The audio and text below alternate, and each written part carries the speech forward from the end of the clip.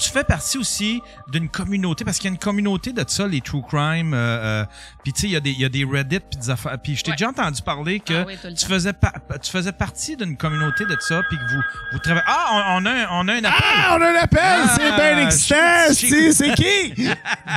T'es sur le Daily Buffer Podcast, salut! Oui, bonjour, c'est Joseph Stallone.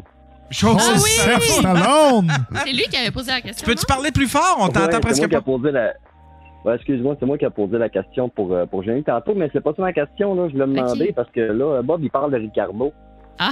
J'ai posé la question tantôt sur le chat, peut-être qu'il l'a pas vu passer, là. Parce que je suis cuisinier, moi aussi, là. Je veux savoir qu'est-ce qu'il pense de Ricardo, parce que c'est-tu moi ou il calisse du vin blanc dans toutes ses recettes? Yo, OK. Ça m'a tellement fait rire cette question-là, en plus, dans le chat.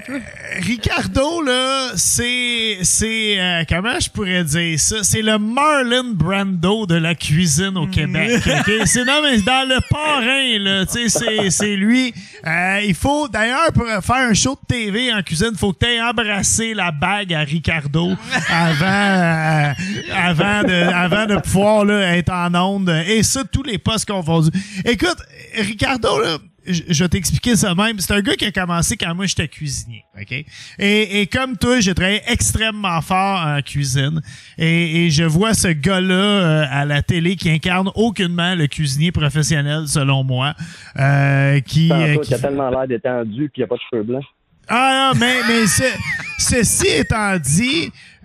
puis pendant longtemps, comme toi, je riais de Ricardo, puis je l'appelais Bicardo. Ah non, je dis pas de lui, c'est justement ça, parce que j'ai bien des amis, des cuisiniers qui bâchent Ricardo. Tu sais, moi, je regarde ses recettes, je dis, Chris, il est pas super Ricardo, mais j'avoue. Man, il n'y a aucune de ses recettes qui fonctionne pas. Premièrement, parce qu'il y a une équipe d'à peu près 50 personnes qui testent les recettes.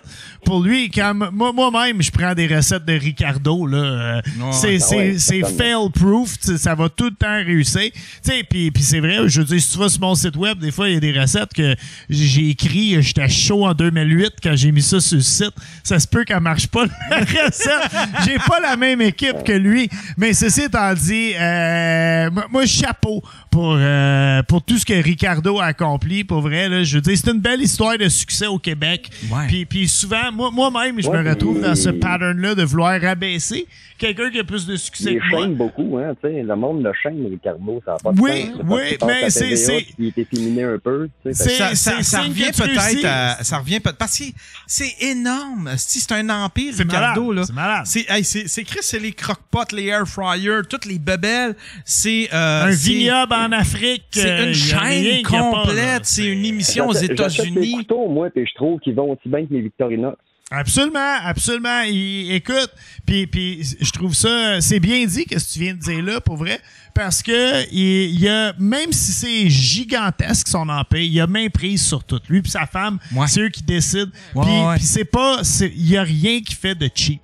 Ses recettes fonctionnent, ses produits fonctionnent. Fait que chapeau à Ricardo, pour vrai. Puis je pense que le seul complexe que Ricardo y a, puis je pense que je l'ai déjà même entendu dire ça, il aurait aimé ça être cuisinier, pour vrai. Parce que des fois, il a senti un peu qu'il était peut-être imposteur dans ce milieu-là de se la jouer cuisinier. Ben, je veux dire, c'est un gars, il a étudié à l'ETHQ, il a fait son bac en com. Qu'est-ce que tu veux de plus? Il a sa place, il a travaillé fort pour être là, et moi, je n'ai que... Moi, j'ai étudié à l'ETHQ, puis je gagne ma vie dans des pubs, tu sais, fait que... There you go, man. Puis en plus, moi, j'ai travaillé avec parce que le réalisateur de Ricardo, je sais pas s'il est encore le même, Guy, il travaillait à Flash avec nous autres. Il faisait les deux. Il faisait Ricardo, puis il faisait Flash. Puis il nous parlait de Ricardo, puis il disait, ce gars-là, c'est fou ben raide. Il est tout le temps en train de développer quelque chose. Ouais. Il est tout le temps, c'est genre, des projets de réno, des projets de ci, de ça. Il est tout le temps en train de développer quelque chose. Ça a l'air d'un gars qui est pas capable. C'est un hyperactif, puis ça a l'air de quelqu'un qui est pas capable de rester en place. Ah, et il y a tout le temps. Oui? Tu penses-tu un peu, là, parce qu'il a peut-être été surexposé, Ricardo? Parce qu'à un moment donné, là, il était mur à mur, là. Tu sais, la merch, peut-être que le monde sont mal laïrs pour ça, parce que moi... Ben moi, c'est drôle parce que... c'est peut-être... moi, Ricardo. Ouais, parce que c'est peut-être plus dans le milieu, parce que moi qui est pas dans ce milieu-là, j'ai jamais senti ce dont tu parles là, tu sais, j'ai jamais senti. Non, mais c'est dans la télé, tu sais. Ouais, les j'ai médias. jamais senti qu'il était devenu quétaine ou qu'il était devenu... moi, je trouve qu'il vieillit bien. Je trouve que son branding... c'est peut-être plus dans le milieu de bord que ça se passe, ce genre d'affaires. Parce qu'il est... Écoute, sur tout ce qui est réseaux sociaux, Internet, je veux dire, il est encore plus âgé que moi. Son équipe s'assure... Moi, mon équipe de réseaux sociaux, c'est Victoria Charlton. Ricardo a une grosse équipe, mais il s'assure... Il vieillit bien sur Internet. Ah oui, il est comme un bon vin. Il y a des memes sur Ricardo, il est drôle. Là. Ouais, il y a passif-agressif, là, son espèce de... Son truc un peu Ouais. passif-agressif. Trop drôle, ça. C'est drôle, Carnot ça. Soli, on a cuisiné... Vas-y, excuse-moi, je t'ai coupé, Stallone. Il n'y a pas de problème, c'est correct. Avez-vous vu l'extrait où il est passé, à Tout le monde en parle? Puis il y avait Jacques Rougeau qui était là, ça vaut de l'or, c'est tellement drôle. Il a demandé, je pense, est-ce que tu fais la prise du soleil? La prise du soleil. Ouais, je pense que quand il a mélangé les yoga et la lutte. Moi, je fais du yoga puis je fan de lutte. Fait que je suis capable la prise du soleil, là. Je bloque ça de la 30 plus. T'es quel genre de cook, toi, Stallone? Surtout d'un pub. Moi, j'aime ça. J'aime bien gros le fast-food pimpé.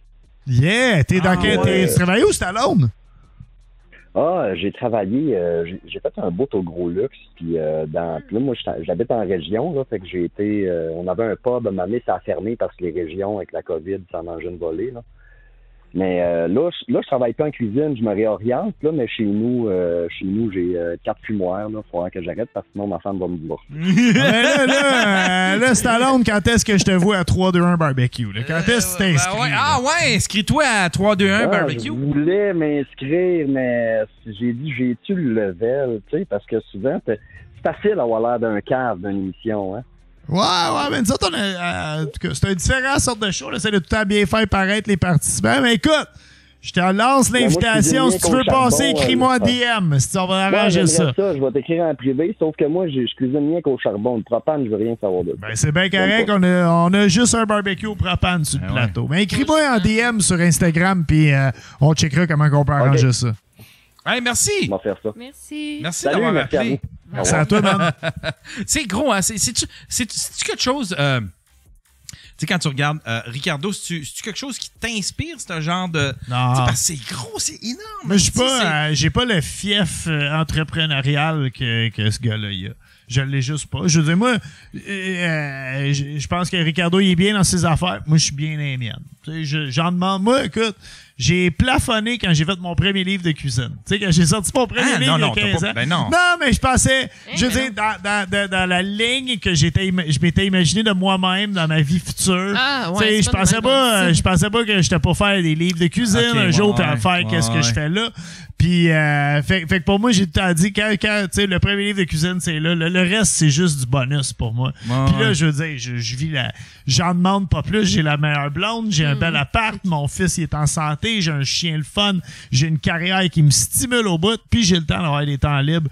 Moi, j'en demande pas plus à la vie que ça. Bon, tu veux dire qu'on fasse une prière. Non, mais c'est vrai. Ben oui, je sais. C'est cool d'avoir plein de projets, mais Chris, tu fais juste des projets dans la vie. Un moment donné, tu vas être sur ton lit de mort, puis tu vas juste avoir fait des projets. Tu n'auras pas profité de tout ce que tes projets vont t'avoir amené. Ça, c'est vrai. Je trouve ça important. C'est-tu des affaires, vous discutez ça, admettons, tu sais... du temps pour vous autres, du temps pour arrêter tout ça. C'est important. C'est tellement important. Dimanche. Le dimanche? Dimanche pour 2 semaines, c'est notre temps, là. Ouais. Non, pas chaque dimanche. Dimanche qui s'en vient. Dimanche qui s'en vient. Ça va être nos 2 semaines de vacances qu'on attend depuis. C'est même pas des vraies vacances. Je m'en vais faire un festival, mais ça va être là. On va relaxer quand même. Ouais. On va se trouver du temps. Ah ouais. Mais c'est parce que je pense que quand t'es travailleur autonome, tu peux pas vraiment prendre... T'as jamais de vacances, tu sais. Toi aussi, ça doit être ça, là. C'est parce que t'as tout le temps peur. Ouais. C'est la peur qui nous... Parce que sinon, moi, j'arrête... Parce que moi non plus, j'arrête pas. Tu sais, puis je fais le cheap, admettons que je prends... Admettons que je m'assis 5 minutes, je fais comme... Ah, si, je pourrais faire du contenu. Ouais. Ça pourrait générer de l'argent. Ouais. Yann, qu'est-ce que tu fais? Fait que là, je fais le cheap, tu sais. Mais en même temps, crime, je me suis un peu... je me suis un peu magané, là, tu sais, je me suis usé, j'ai été fatigué, puis là, j'ai commencé à avoir des douleurs, puis tout ça, puis il a fallu que cette année, là, c'était pas prévu pour ça, cette année, j'étais supposé de bâtir ce studio-là, exclusivement me concentrer là-dessus, puis faire les sous-écoutes, mais je me suis ramassé avec des problèmes de santé, puis je soupçonne un peu le fait que je prenais pas 5 minutes pour moi, là, tu sais, pour arrêter, tu sais. C'est sûr, c'était la même non, mais la charge, là, mentale, je veux dire, c'est tout le temps les emails. L'autre fois, j'ai appelé ma mère en pleurant. J'ai trop de emails, là. Genre, mais ça, j'ai ça, je suis en train d'écrire, je suis en train de faire ma vidéo, j'envoie ça, j'ai des emails, mais tout le monde, c'est de même, là, je le sais. Tu sais, j'ai même pas d'enfants, là. Je pense que ça serait pire avec des enfants. Puis je pense que ce qui peut devenir confus là-dedans, c'est que toi, moi, Bob, c'est tout, ça a commencé par un hobby. Ouais. Ça a commencé par quelque chose qui nous faisait triper. C'était un hobby. Puis là, on a fait, OK, est-ce qu'il y a moyen que ce hobby-là devienne mon gagne-pain?